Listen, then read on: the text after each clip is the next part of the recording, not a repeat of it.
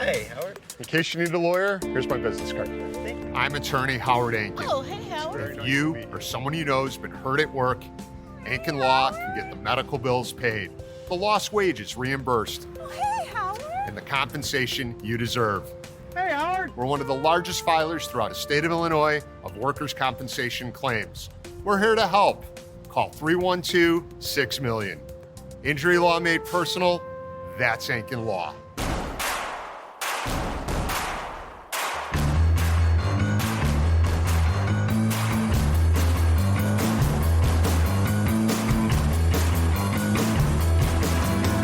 From your favorite source for Chicago White Sox talk, delivering news, interviews, analysis, and more. This is the Sox Machine Podcast with your hosts, Jim Margulis, James Fegan, and Josh Nelson. Thanks, Rob, and welcome to the Sox Machine Podcast. I'm your host, Josh Nelson, and it's Sunday night, June 29th, 2025, as we bring you a new episode. I'm back from my mini vacation. It was our annual dudes trip this weekend as my buddies and I visited Bozeman, Montana. If you love the outdoors, I strongly recommend visiting Bozeman. We went whitewater rafting, the hiking was excellent, and even the restaurants in Bozeman are top tier. But while I was away having fun from Chicago, it means I missed quite a bit from this weekend's White Sox action with their series win over the San Francisco Giants. That puts the White Sox at a 28-56 record for the season. They finished June 10-16, so they did get to double-digit wins this month.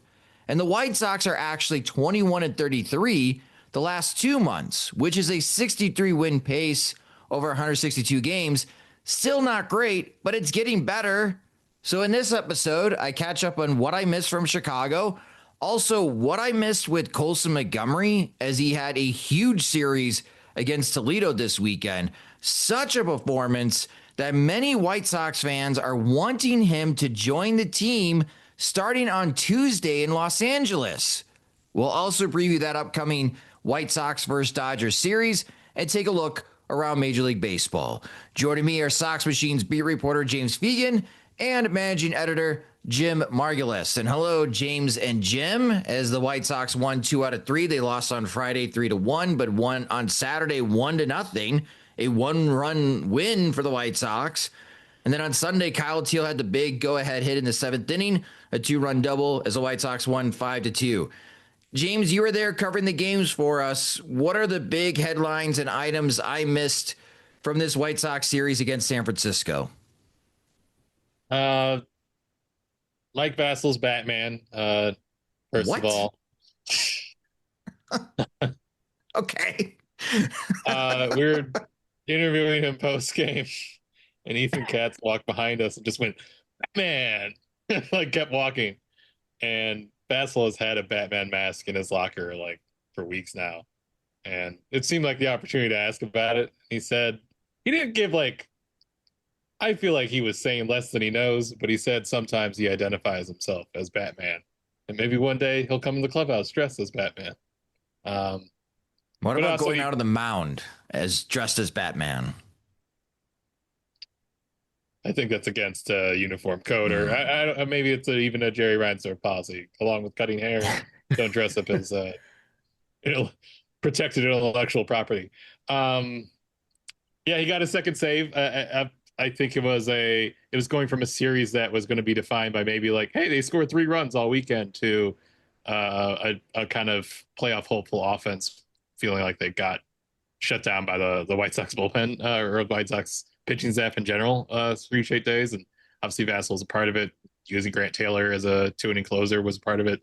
Adrian Hauser continuing to look like found money, probably not quite as much found money as everyone who's just scouting him off ERA is going, as far as like what his trade market will be, but that's certainly an asset. Yeah, they pitch really well. Luis Robert got hurt again. In some spare moments where the offense looked productive or interesting, which were not that frequent given their output, you did see, the kids doing things.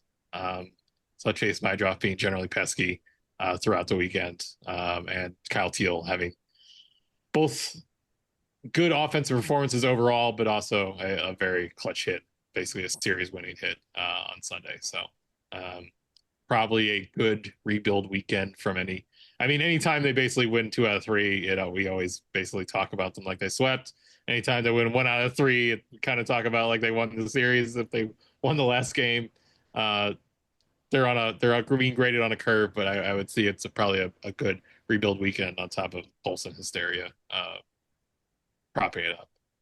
Yeah, we'll get to the Colson Montgomery hysteria in a moment, but James brought up Kyle Teel, Jim, and Teel is heating up. He's 9 for 22 in his last 7 games. It's just 16 games overall in his rookie year with the Chicago White Sox. Still hasn't played a month in the majors, but are you noticing this talented rookie hitter for the White Sox gaining more confidence at the plate? I'm not sure about that. I think how I would phrase it is that he seems to have a short memory because when you look at his components, strikeout rate is still high. Contact rate is down, kind of closer to Bobby Dahlbeck territory than you want it to be, and closer than like his hit tool suggested ultimately will be. But he has some swings and misses inside the zone. He has some chases that are, that cause him to kind of like slam his bat or like hit his helmet as he's walking off because he knows he shouldn't have done that, which, he's a rookie, first month in the major, so that's fine. But just when I start to, it's kind of like he keeps me on my toes both ways. Like when I think like, oh, he's starting to get it. He has a bad at bat with runners in scoring position. You think like, oh, he looked overmatched. And then when I'm thinking, oh, he looked overmatched last time, he comes through and delivers a big, 2-out, 2-run double. And that's great. So I think you're seeing the talent of just the bat to ball ability and also just the professionalism he's known for. And that, he's so involved in the game. Maybe it's part of being a catcher and that you can't get in your head too much because you have so many other responsibilities, especially a rookie catcher, so many things to learn, so many things to stay on top of with a new team, brand new pitching staff, et cetera, that you probably can't get absorbed in, a bad game or a bad at bat you have at the plate. And so when he comes to the plate and with the bases loaded, and I'm not fearing for the worst, but just remembering, the awful swing and a changeup he had last time he came to the plate in that kind of moment. And then he capitalizes on the one mistake, or, I don't know, I'm sure if it was a mistake. It was like a hittable pitch. Not the worst pitch, but a hittable one. And he got the barrel down, he drove it. So I would consider that a compliment. It doesn't sound like a rave to say, oh, he's got a short memory. But in terms of just the OBP, I think is proof enough that he's having the bulk of his plate appearances are good ones. And, maybe he's swinging and missing a little bit more than you think, but he can tighten that up. Did you get a chance to chat with Kyle Teel after the game, James? Has he given his review so far of his early, I guess, career? I don't necessarily want to say success because it's such a small sample size, but he is getting good performances. He's a rookie in terms of his interviews are generally trying to give credit to everyone in the room, possibly even clubbies if possible. But also it's very tilted towards defense. He's very,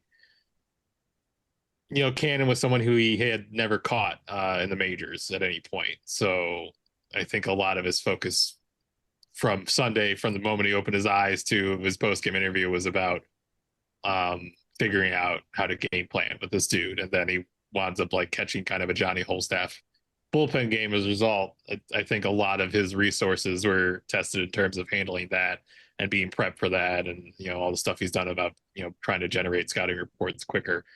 I think the offense he's acknowledged they've been doing some things with him to cut down his leg kick. I think it's still pretty prominent. I think it's kind of a normal process hitters go through when they face big league velocity, where you see some of those movements just kind of get a little bit smaller.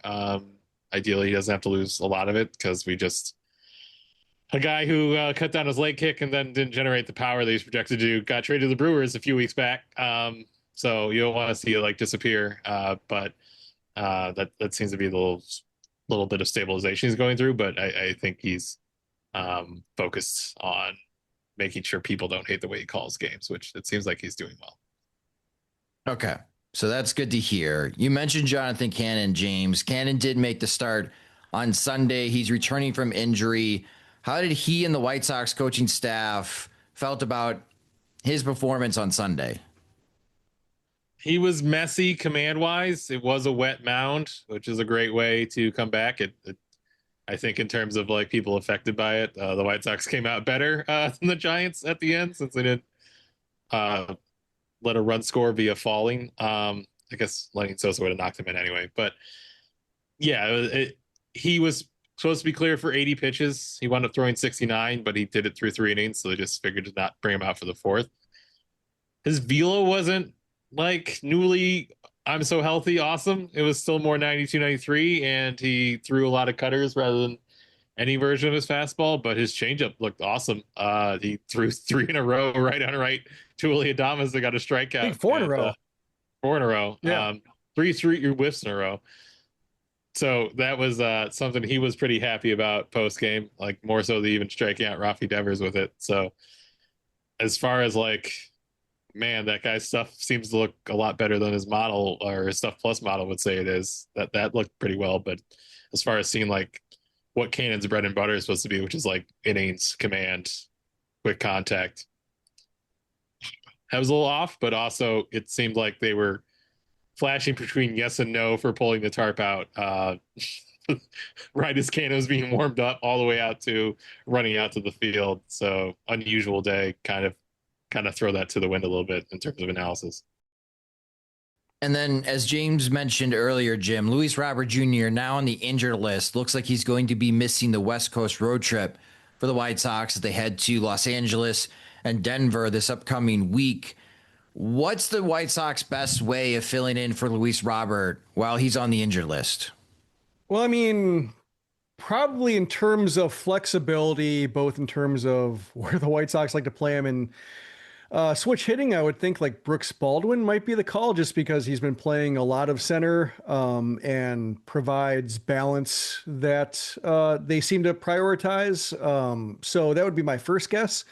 It'd be another case where they might not play him regularly to the chagrin of White Sox fans who, see the AAA production and see, Michael Taylor having a lot of, speaking of contact rates being rock bottom, Taylor's is down there.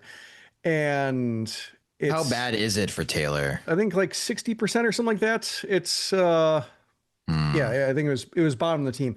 So, I could see him having another case, but 10-day stint on the injured list will be theoretically longer than the last time Baldwin was up. There should be more run. Mike Tauchman is still, it's tough to watch him run. Watching him score on that sac fly, it looked like he was running in dress shoes, would be the best way to put it. Like, no sudden stops, no sudden starts. Can't afford to get these scuffed up. I have a big interview to hit, but also have to catch this train. That's kind of how he was running. And in the outfield, it's not much better. So it feels like he's on, there's any point he could crumple on the ground. And I think that's what they're trying to protect. So I would imagine they want somebody they're comfortable with playing, any of the outfield positions. I think you'll see more Taylor, but my guess is Baldwin. Okay, so if it is Baldwin, we'll get a chance to see him get more plate appearances this upcoming week. But for Luis Robert Jr., James, how do the White Sox feel about this particular injury for Robert? Is there a chance that he returns to the White Sox for the final homestand before the All-Star break, or could he be held out longer? I mean, he could be held out longer because they avoided the IL for 3 days and then wound up having to do it like a half hour before the game, which is not even like judgmental on their part. Like it's clearly just not performing their projections. So right now they didn't expect to put him on the IL and now they did, but they expect a minimum stay, at least from the way they outright say that, but that's kind of language they're using about it. But it depends on if it progresses. So yeah, it's not supposed to be an injury that keeps him longer than just like, another week.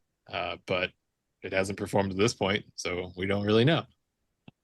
And I would guess like Baldwin's the roster move. I would bet that Michael A. Taylor probably plays a lot because he has an 84 WRC plus and has been clearly better than Robert in terms of playing comparably good center field and hitting clearly better all season. So Michael A. Taylor in center, Benintendi in left, and then Tauchman, Slater in right.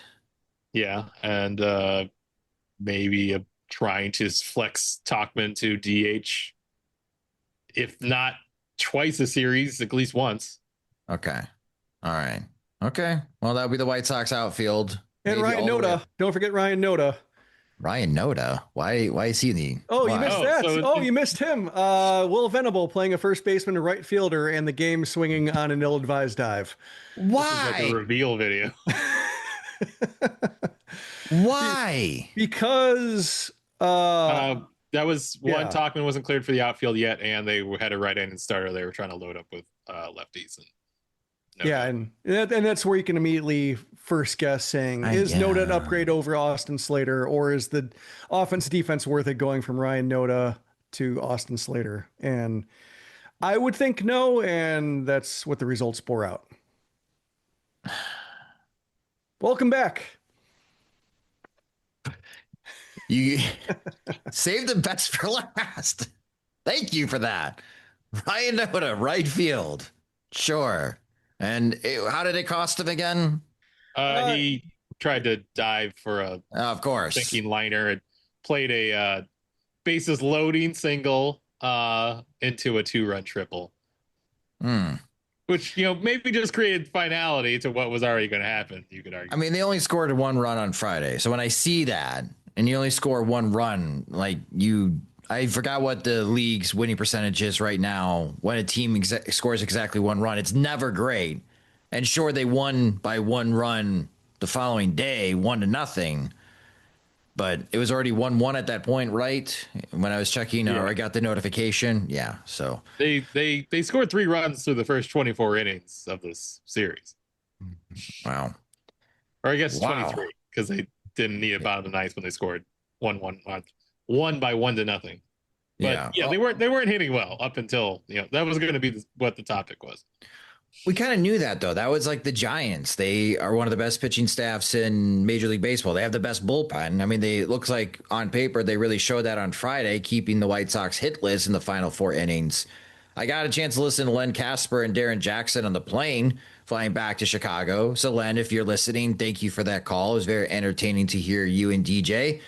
While that was the only White Sox action that I got to hear over the weekend, I completely missed Ryan Noda. I can't believe you guys withhold that to the very end of this segment. I thought your Damn spider you, senses Jim. would be tingling. Damn just you, Jim. the lineup comes out, you're in some kind of some retreat in Montana, and someone's like, I need to check my phone. I basically asked Venable afterwards, initially we asked about the play, and then near the end was like, I don't know what polite form I got, but it was like, is this something you're ever going to do again? Was it worth it? And what did Venables say? Basically, if a bunch of circumstances happened, like what happened for them In to Texas when he ran out of players? well, not Talkman being active, but not ready to play the field, Robert being out, and then them making a decision between Slater and Noda and Wright, and going for offense over defense, essentially. He had to basically lose 2 options functionally and then get to this choice.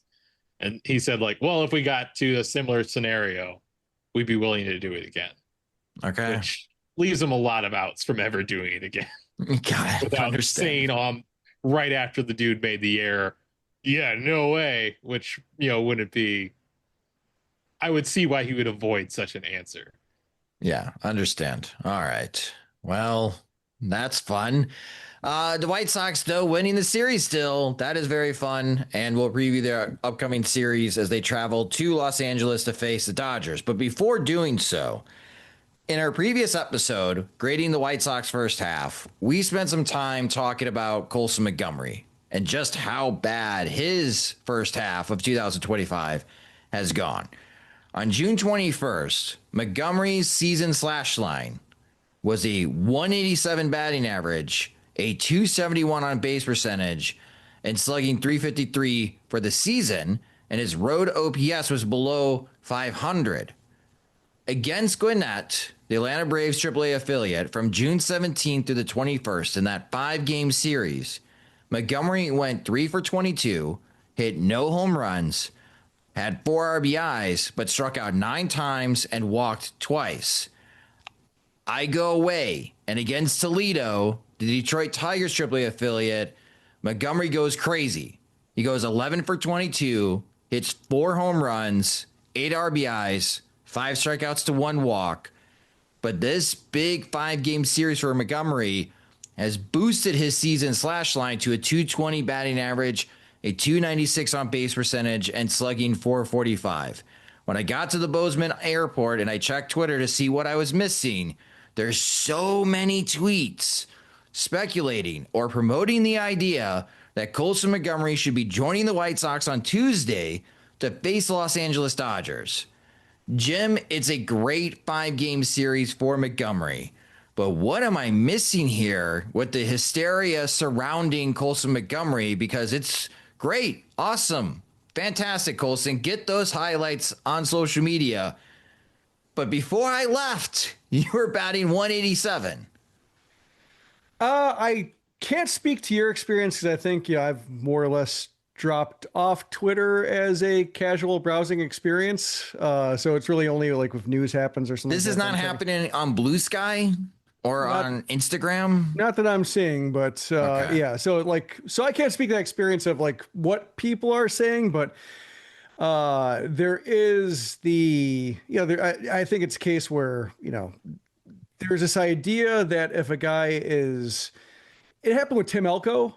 Like, you got to call him up while he's hot. You got to call him up like, he's maintaining this form while he's feeling it, while he has his mechanics. Call him up now because he might lose. If you call him up, 2 weeks later and he's cold, you'll have missed your opportunity, which I understand the impulse, but I also think that, major league pitchers are the best at what they do. Major league clubhouses are the best at game planning against a hitter and his flaws to where it becomes pretty simple to get a guy like Montgomery out if he is, somebody whose plate approach and constitution as a hitter is that delicate. So, that would be one reason to dissuade it.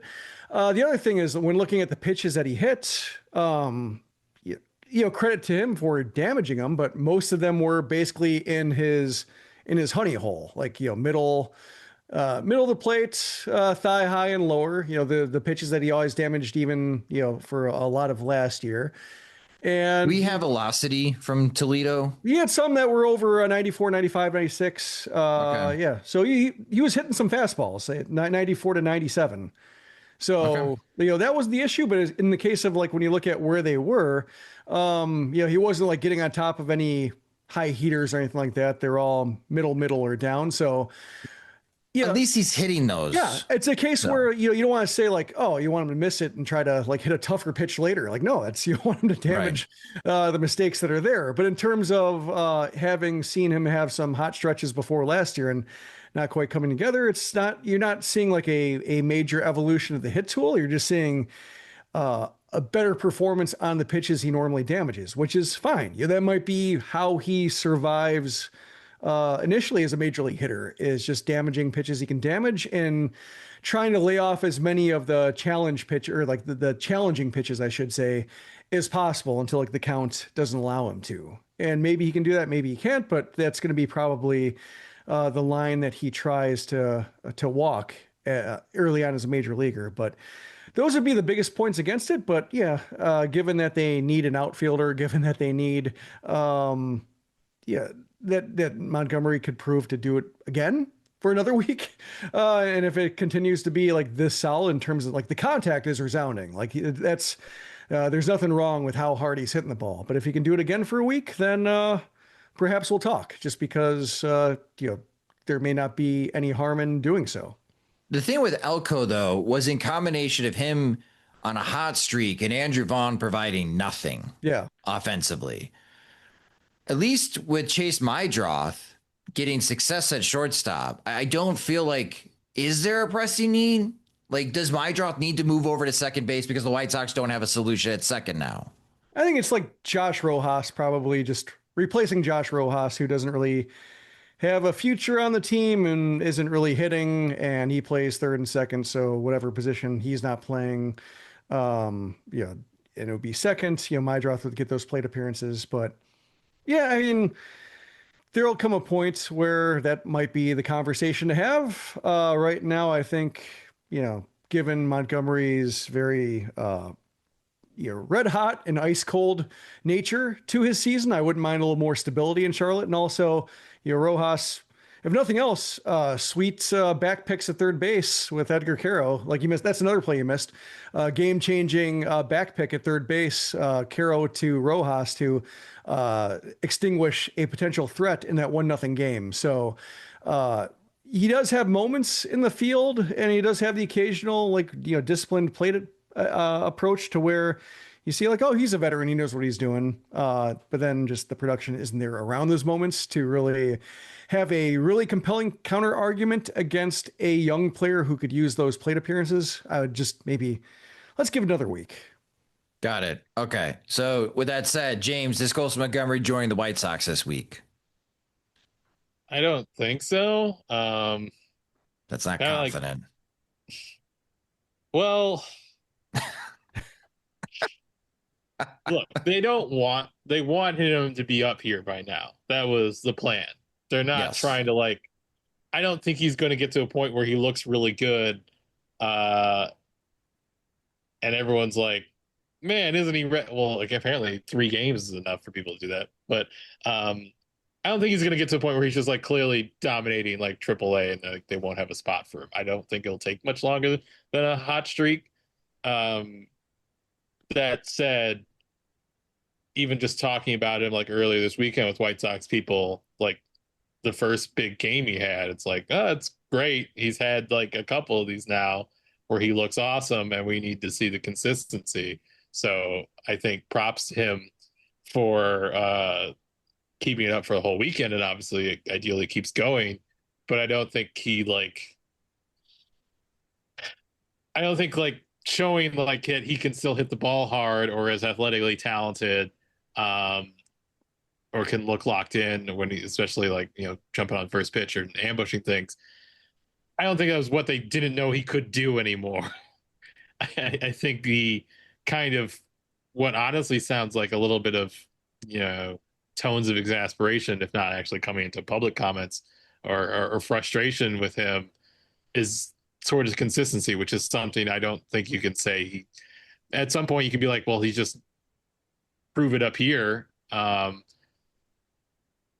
But I don't think it's something you can say he's disproven at some point or established without keeping it together for more than one series or an entire series. Not that he needs to hit 2 home runs every day to prove it, but just shave the K rate down, shave the chase down.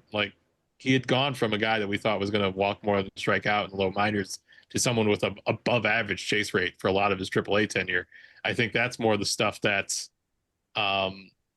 needs to stabilize to feel like he can, grow up here than getting to his pull power, which is frankly something he's been doing. And as considering that it was projected raw power on draft day and he was still a skinny guy who didn't hit the ball that hard, he's grown into every bit of the pull and the raw power you hoped he would.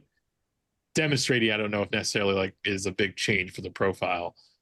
It's about putting together even just 10 games of good at bats. If he dominated this next week and he was made the debut when they got home, I don't think that would be crazy or a jump away from the way they were talking about him on Friday, the way it would be if he showed up in Los Angeles. And I don't think it would be unreasonable for their timeline, or especially if he kept it going that long, for him to come up at the All-Star break. That's a precedent they've done before. They've kind of started a new chapter of the season. That's when they called up Brooks Baldwin last year, and basically made him an everyday player right off the bat. Right in the middle of a 21-game losing streak was at the All-Star break. So they could do that again. This would feel like an about face on the way they've been talking about him, in a way that, sure, they've done aggressive promotions. They got to have to play him this year at some point.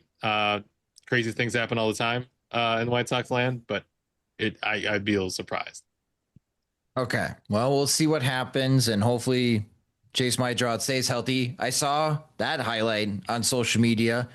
The deke by Chase Mydroth, sliding feet first, but stopping just in time, a little Matrix maneuver. Sometimes you can be thrown out by too much that you get to have ideas by the time you arrive at the base. Maybe he's adjusting though. He's making things happen. It's more like props to Patrick Bailey. Like that was an awesome, like short-armed, immediate, quick release throw, and like Chase was like dead to rights for long enough that he like, formulated an attack plan about it. Yeah, still a pretty cool play and a pretty cool video. But if nobody gets hurt, I'm with you guys. I don't know. It doesn't make much sense to call up Montgomery even up for the final homestand before the All-Star break, because then you have 4 days off. Like you want him to continue getting reps and getting plate appearances. So could he be joining us in Pittsburgh for our annual road trip? At the tailgate?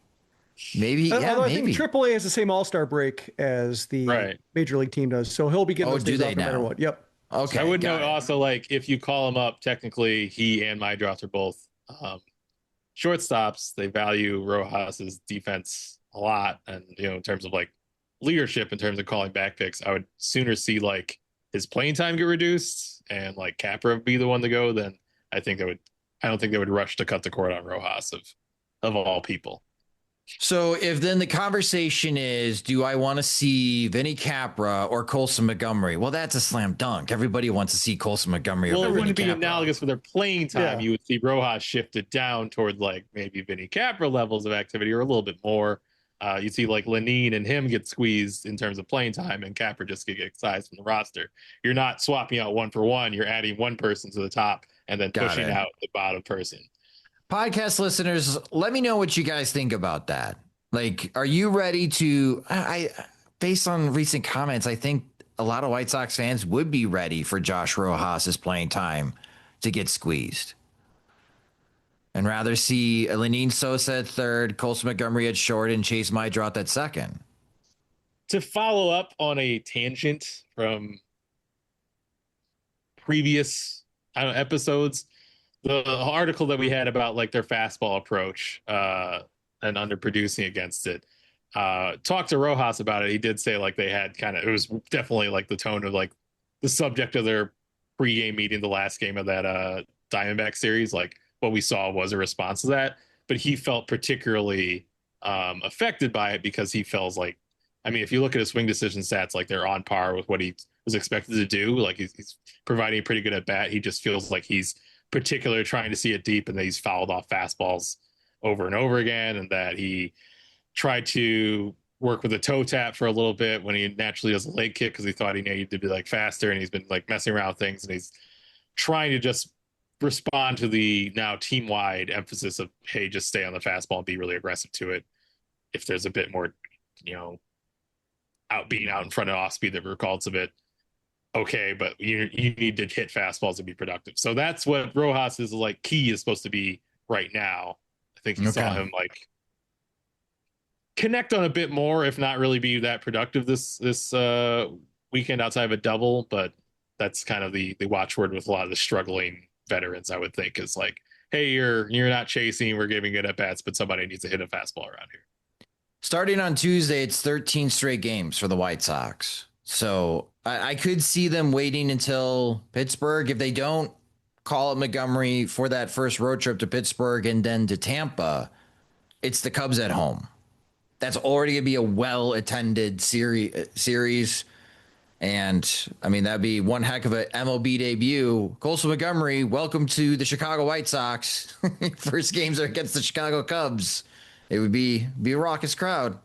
There's also a chance he just struggles again, and then, we kick this conversation down the road because it seems premature. That has never happened, ever, in our conversations regarding Colson Montgomery. Now, I am surprised. I am, because there's just so much data that's like, I almost feel like he needs a whole month of production against Toledo to make me feel like he's ready for the majors.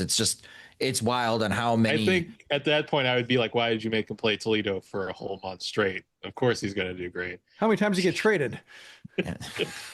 Need him to boost those numbers, get those season line to a respectable level. But no, great weekend, great series for Colson Montgomery. But we need to see a little bit more than just 5 excellent games, because prior against Toledo, I think Montgomery was 7 for 44. in the month of June, that's not good. So we'll see what Colson Montgomery does for an encore after Toledo. A Sox Machine public service announcement. We have brand new items in the Sox Machine store. With the weather heating up, we've got new Adidas Sox Machine polos, perfect for your company outings, casual Fridays, and of course the golf course. It's part of our media attire as well when covering events. You can grab any of these 3 styles that we now have in the store.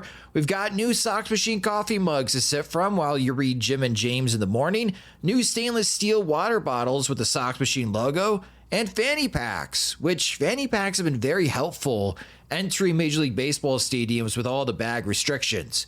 Visit shop.soxmachine.com to check out the new gear. And for Sox Machine subscribers, remember your discount code to get an additional discount when checking out. Again, the URL is shop.soxmachine.com. Learning a new language opens the door to new friends, new cultures, and maybe even a whole new life. So why not start the journey today? There's over a dozen languages available to learn at your own pace so you can achieve your goals with material tailored to your individual proficiency level, interests, and time availability. I'm finally learning French after taking classes in high school and thrilled to finish what I'd started years ago. And my favorite part about Babbel is that it's dialogue-based. It helps me to actually practice conversations, and the speech recognition ensures I'm saying words, correct them all. So get talking with Babbel. I want you to learn another language, so I'm teaming up with Babbel to gift you 55% off subscriptions, but only for our listeners at babbel.com/bluewire. Get up to 55% off at babbel.com/bluewire, spelled BABBEL.com/bluewire. Babbel.com/bluewire. Rules and restrictions may apply. But for the Chicago White Sox, they have the Monday off. Then they visit the Los Angeles Dodgers. The Dodgers are currently 53-32. They're first place in the National League West. They are currently 7 games ahead of the San Diego Padres. The Dodgers won their last game. They are 7-3 in their last 10 at home. They are 30-14.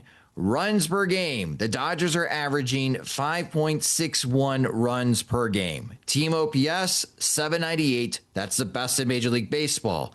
At home, they have a team OPS of 853, which is crazy. Again, that's the best in Major League Baseball. And as a team, the Dodgers have hit 133 home runs. You guessed it. That's the best in Major League Baseball. This is the best offense in baseball, but on the pitching side, it is very clear. The Dodgers need help, and this is why Shohei Ohtani is starting to be an opener for games, because the Dodgers are desperate for arms. The Dodgers are allowing 4.55 runs per game. That is pretty high for this level of talented team that the Dodgers are. The starter ERA is 4.21. That's 20th in Major League Baseball. The White Sox starters have a better ERA. The bullpen ERA, very similar, 4.24. That's 21st in Major League Baseball. Your pitching probables for this series, each game is at 9:10 p.m. Central Time. So we understand at Sox Machine, if you cannot watch the games because of kids, work, etc., that's what we're here for. We watch the White Sox so you don't have to. Tuesday, Shane Smith against Yoshinobu Yamamoto. Wednesday, Sean Burke against Clayton Kershaw. And on Thursday, it is Aaron Savali against Dustin May. So, Jim, this is a classic series again for the White Sox. This amazing offense that the White Sox pitching staff has to navigate around. And I think my goal for the White Sox in this 3-game series is don't get embarrassed. Don't lose each game by 5 or more runs. If you can do that and put up a decent fight, I'd be happy for the White Sox. But I'm also kind of expecting Shohei Ohtani to hit 7 home runs in these 3 games, as he has tormented the White Sox in his career. But how are you feeling about the White Sox coming off a good weekend at home against the Giants, but now having to follow it up with a road series against the Dodgers? Yeah, I think my expectations are hope Vinny Capra doesn't pitch, because we've already used that headline twice. It's a tough assignment for Shane Smith, who's been, mortal past couple starts. Like he looked like the easy front runner for all-star spot, and now he's kind of slipping towards charity case all-star if he still is the most qualified player in a position of need for the American League to get it. So tough assignment for him to go to the Dodgers. Burke and Savali both are Burke is prone to first inning blowups and then getting on track. So it's a case of, hope that, perhaps the White Sox might think about the opener with him, although he is the scheduled starter. Might not be a bad idea to try to soften his introduction to this lineup. Savali is just there to eat innings, although he's facing Dustin May, who's kind of like the same, different form, but in terms of another guy who is a little bit diminished from what they thought he was going to be coming back from surgery and is now just more or less somebody eating innings. Like, perhaps they can get to him, but yeah, very, very difficult assignment here for some pitchers. In the case of Smith, who's, trying to get out of a rut, for Burke, who's trying to build on something to stay right based on the way this Dodgers offense can just explode on pitchers who even like lose their stuff momentarily. Yeah, I mean, Shohei Ohtani, I don't know how the White Sox are going to navigate around Ohtani. I think you make a good point, Jim, with like Sean Burke. Like, could we see a change for that Wednesday game, James, where they bring out like a Tyler Gilbert or maybe even Tyler Alexander to face Ohtani in that first inning? That doesn't seem like the way they were talking. They were, Katz was saying more stuff about finding ways to get around his first inning issues and what they need to emphasize in it more than we're going to do openers. And they haven't done a proper one for one of their starters in a while. So it seems like they're leaning more towards get them through this than avoid it of recent. Got it. That's my leaning. Got it. Andy Pages, common trade target in recent years for the White Sox, especially on Sox Machine. He's having a heck of a year. 828 OPS, batting 291, slugging 500, 16 homers, 14 doubles. Mookie Betts, Jim, struggling in the first half this year. Very non-Mookie Betts, but he's playing shortstop. And I've always wondered about this, like how it impact Betts being like one of the top right fielders, maybe the top right fielder in Major League Baseball, but he had a desire to play in the infield and the Dodgers honored that. And he hasn't drowned defensively, but I wonder about his offensive numbers, if that's the reason it's taken a hit or if age is finally hitting Mookie Betts. Yeah, I'm looking forward to watching him because part of it is I look forward to watching Mookie Betts. I enjoy watching him play. He's probably one of the more entertaining players, just plate appearances game to game with his ability to play defense. So always enjoyed him, always like rooted for him, no matter the contract he signed, like, hope you have a Hall of Fame career, that kind of general approach to watching him. But he's played a lot of games. He's had some injuries. So like 32 is not uncommon for decline to set in. So there's that, but it could also be just, he was banged up last year.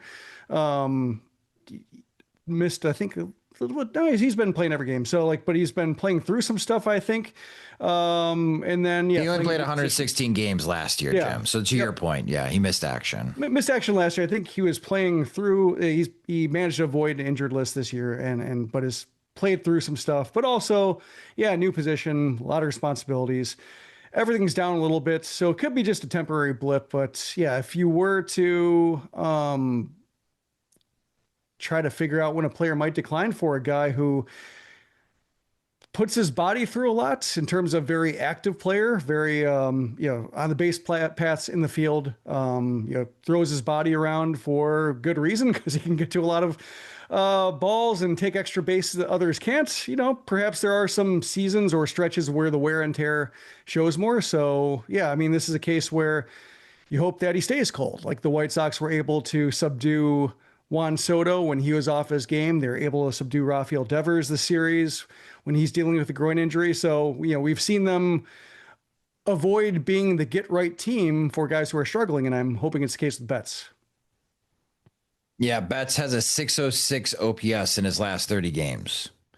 So Mookie Betts has been struggling, but the White Sox and Shohei Ohtani, oh, that's a different story. That's been a very different story since ever Ohtani has joined the major league. So we'll see what the White Sox do against Ohtani. Again, we'll be recapping every game on SoxMachine.com. It's going to be 4th of July weekend.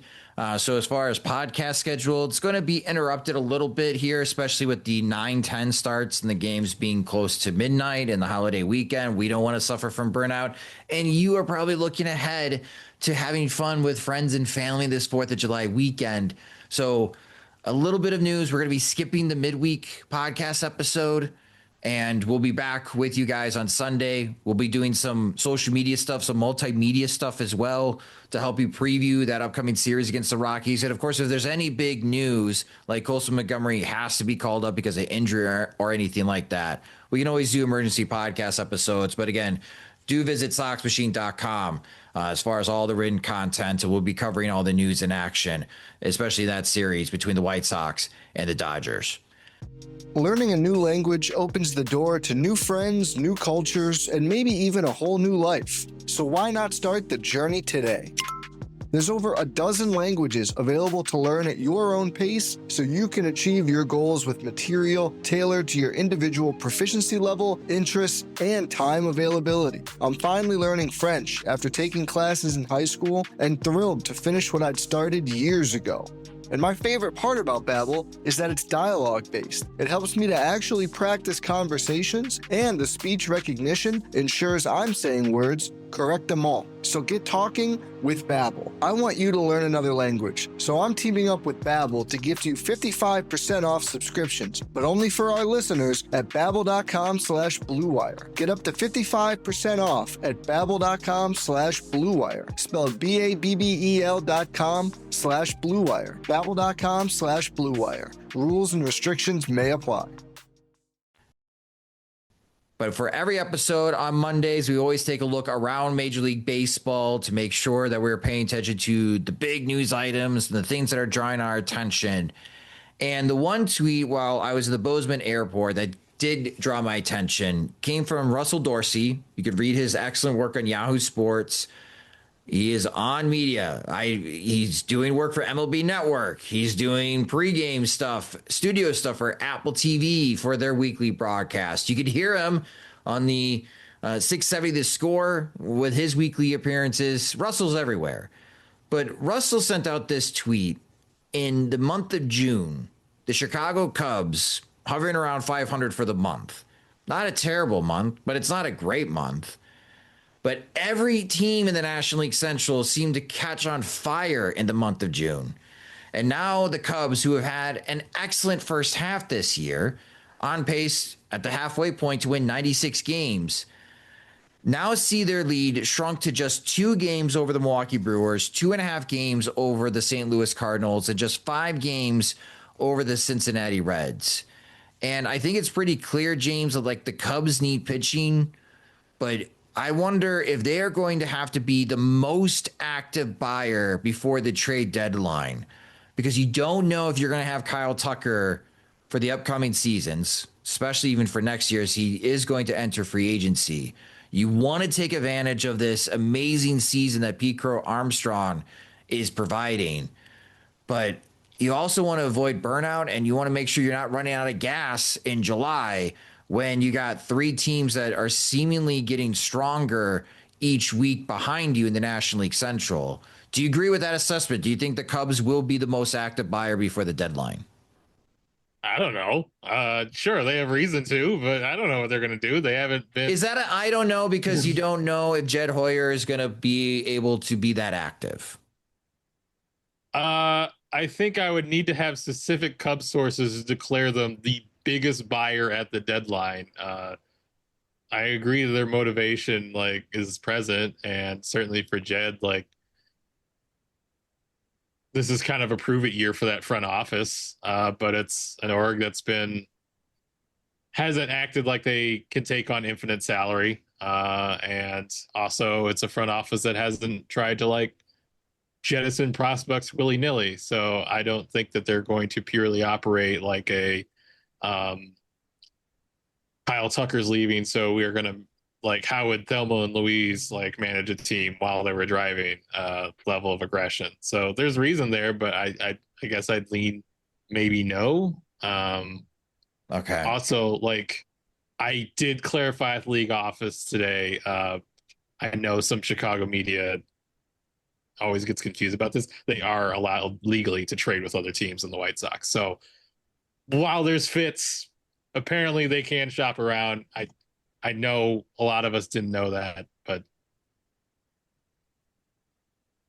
Are you suggesting a White Sox Cubs trade coming up? I'm just saying, like, it's a standard template for all Chicago media too. Oh, got it. Adrian The Hauser, two teams that they yeah. cover to trade with one another because they can actually assess those systems. Oh, yeah. Okay. I thought we were past that with the previous We rebuild. will never be past that.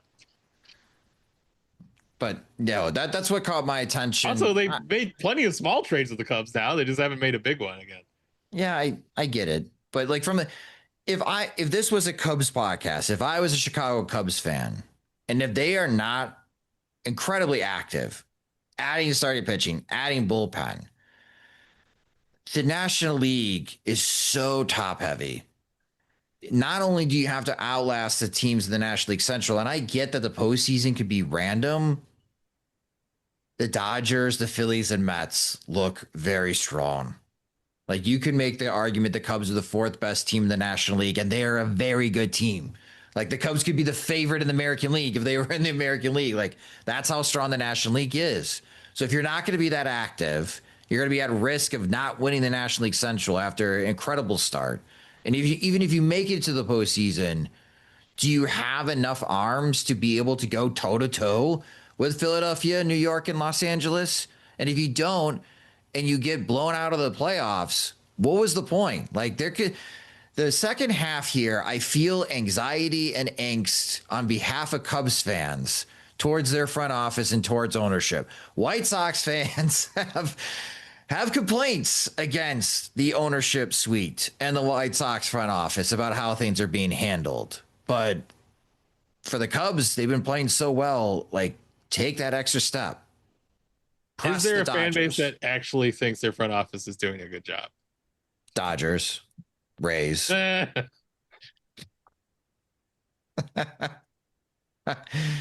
make a good point, James. All right, fine. I'll let you have that point. Like, certainly none that's like free of anxiety about what they're doing.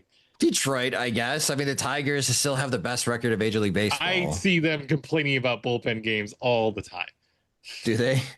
Why? They're 11. Why are we still doing it when we're not out of a good bullpen anymore? Like, yeah, I see them. Yes, no one. All right, no one is. All right, fine. James gets that point. All right, so that's what catching my attention is the Cubs now having to sweat. Jim, how about you? What's catching your attention around Major League Baseball? Oh, I mean, the Mets have not been hot this month. I think they're 12-15 in June. They just had a team meeting and then got wrecked by the Pirates.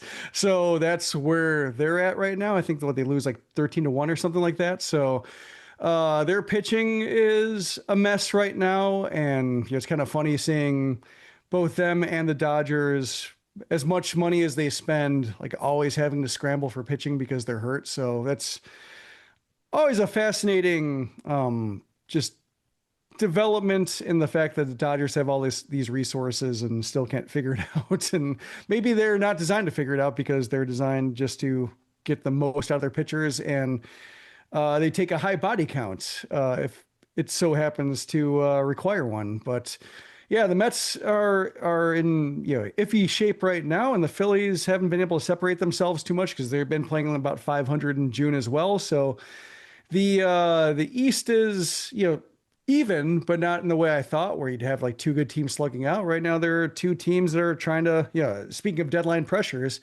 I think the Phillies are one, given that their roster is getting older and they have some decisions to make. They have a very tense deadline to navigate. And Dave Dombrowski is somebody who will trade prospects. He will throw caution to the wind because he's going to make the Hall of Fame. He doesn't care. Like, his approach has worked damn well for him individually and for his teams for a good long while. So I can imagine them being pretty active as well.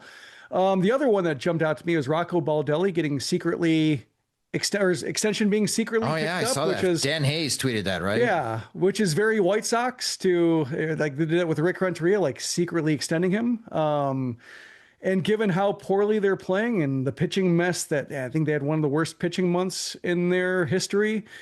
Curious timing. I really haven't understood like the whole Baldelli fascination. Like I think he's like an okay manager or kind of replacement level, but I think there have been some seasons where his pitching management has been rather unimaginative. And, they had that whole, for years, they had like a rotation that could only go through the lineup twice. And then they wore out their bullpen the second half. And now this time around, like Bailey Ober's getting smoked and like, oh, we might have to consider an opener. It's like, yeah, probably if he's giving up 14 homers in a month. So like I've always been a little bit befuddled by like how much they prioritize his security during some really awful stretches where he didn't really shift his mode. And this would be another one. I mean, they have other problems, and perhaps like the manager is their least of their problems when they're trying to sell the team, and they have a lot of front office, jockeying and such, and the Falvey Levine tandem getting broken up, and now Levine's ascending even further. So they've had a really curious kind of dynamic there, and this is the latest example of that. So a team that we pay attention to a little bit went 10-16 this month as well. Colorado Rockies are now up to 19 wins, a little bit after midway point, still a little behind a 41 win pace, but certainly breathing down the 2024 White Sox necks. They might be stuck with this thing. Tyler Freeman, who I thought was a really good pickup for them, at least the playing time, had a really good month, and Hunter Goodman seems like, I don't know, maybe they're all-star. So also they do play them later this week, so that the Rockies suddenly being not horrific could become highly relevant near time, not just not getting the White Sox off the historical schneid, but maybe delivering them a road series defeat that they might otherwise have thought was going to be beneath them. It doesn't seem like they're an easy game plan from at least talking to coaches. Another thing I wanted to follow up with you, James. In last week's episode, you mentioned Los Angeles Angels. Okay. The Angels are 41-42 now, and they're only 2 games behind the final wild card in the American League. Is this going to happen? They also just lost their manager for the year. They what? Ron Washington is on medical leave for the rest of the season. Damn it, guys. I ask you, what is going on? The Angels manager is what we need to keep you up on. You withhold Ryan Noda playing right field. Former Angel. Ron, that's awful to hear for Ron. Wow. So now they have the win one for the Gipper, win one for Ron Washington. Yeah. Insane. They're only 2 games back of Seattle for second place of the American League West. I saw like they had this outfielder up late, and he got like 95 like right on his hands, and he like hit the living shit out of it. And that guy was Mike Trout, and apparently he plays for them again. Oh, does he? That could only be a boost. I don't know if people are up on him. Like some swing and miss in the game, but when he gets a hold of one, pretty. Would you have him on your fantasy team? Out of a long-lasting sense of obligation, taking on, we've gone through some tough pitching injuries this year, but about to move to 10-4, so it's not all doom and gloom. Okay, 4 losses. Wow, that's a lot for James. We're winning our division. All right, that's what matters. We just need a ticket. The Central is weak. Back years of having the best record in the league. What good did it do us? Got it. Get healthy and make the playoffs. Well, let us know what's catching your attention, podcast listeners, around Major League Baseball in the comments section at soxmachine.com. And of course, on social media, we're on all the platforms at Sox Machine, also Blue Sky at soxmachine.com. And you can follow James at jrfegan.soxmachine.com. You can follow me at josh.soxmachine.com on Blue Sky. But that will do it for this episode of the Sox Machine podcast. Big thanks to James and Jim for withholding I'm kidding. For getting me caught up to speed and what I missed while I was away on vacation. But I feel like I have caught up to speed. And of course, I'll be reading all of our work on SoxMachine.com. And you guys do as well with the holiday weekend approaching with the 4th of July. That will be happening on Friday as the Chicago White Sox will be in Denver for that 4th of July game. That's also a 7 o'clock at night game Central Time. So you may skip that game to grill out and watch the fireworks. Wouldn't blame you. But again, we'll be watching the White Sox so you don't have to this upcoming holiday week. You can subscribe to the Sox Machine podcast wherever you listen to podcasts, such as Spotify and Apple Music. You can also listen and watch the show on our YouTube channel at youtube.com/Sox Machine, as we also post up our videos on our YouTube channel. You can also help support Sox Machine by becoming a subscriber at SoxMachine.com. Monthly plans start at $5. That gets you an ad-free version of both the podcast and the website. And you also have access to our comment section. We also have additional tiers of support where you get additional benefits like the discount code at the Sox Machine store. We have a couple spots open at our Veterans Committee. So if you want to be part of the group chat and be able to have direct access to James and Jim, you can do so. You can inquire again at SoxMachine.com. The Sox Machine podcast is a production of SoxMachine.com. You're on for all things Chicago White Sox baseball and part of the Blue Wire Podcast Network. Alongside Jim Margulis and James Fegan, I'm Josh Nelson. Thanks for listening and watching.